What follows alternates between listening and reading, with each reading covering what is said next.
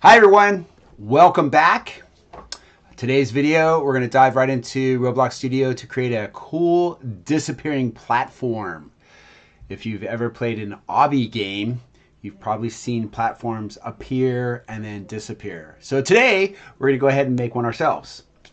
This lesson will teach you about visibility and transparency and how to make objects interactive using the Lua coding.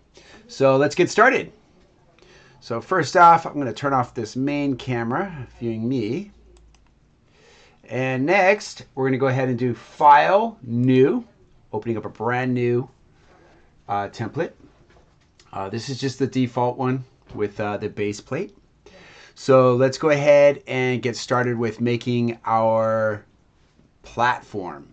So we're going to come over here to our home, right, which is selected. And then I'm going to come over to the top under Parts. I'm going to click Part, and I'm going to select Block. This is going to create my little block. Now I'm going to select it, and then I'm going to move it. And I'm going to move it off the main platform here. Now this is my part, and over under the Explorer, I can see my part. So I'm going to change this to platform, just so I can rename it. Now remember, I just renamed it here, but under the properties window is also where you can rename it. And this is also where you can go ahead and change the color. So brick color, right now it says medium stone gray. I'm going to make it royal purple. Cast shadow, yes. Plastic, let's pick something different. Let's see. Ice. And then I'm going to go down a little bit lower. And my size. Right now it's 4 by 1 by 2. I'm going to go ahead and change this to 8 by 1 by 8. So enter. And it resized it. And next, I want to make sure that my piece, my part, is anchored. Right now it's not anchored. So I do want to go ahead and make sure I anchor my platform.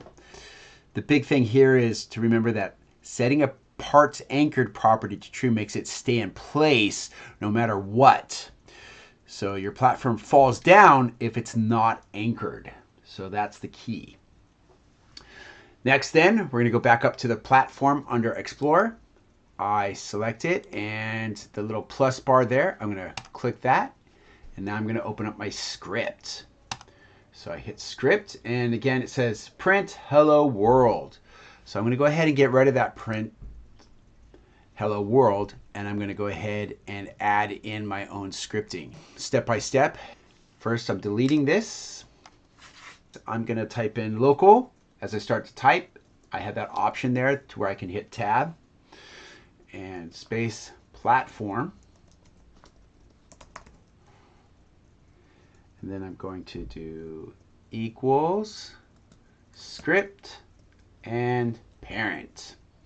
So this line creates something called a variable, which is just a way to name an object or value in the code. Here we're calling it platform, and it points to the platform where our script is located. We'll use platform whenever we want to control this specific object. Okay, then we're going to hit enter, tab down. Okay, next we're going to go ahead and create the loop. This line starts something called a loop with the code while true do. A loop keeps repeating whatever code we put inside of it. So our platform will keep disappearing and reappearing as long as the game is running. So making the platform appear and be solid, this is where we're going to put in platform.Transparency equals 0. And then we're going to put under that platform.CanCollide equals true. These lines are all about controlling visibility and interaction. The first line, platform.Transparency equals 0, sets the transparency to 0, which means that the platform is fully visible. The next line, platform.CanCollide equals true, makes the platform solid so that the player can actually stand on it. Next, we're going to add a wait. We're going to do it for 2 seconds. So wait, bracket 2 bracket, pauses the code for the 2 seconds.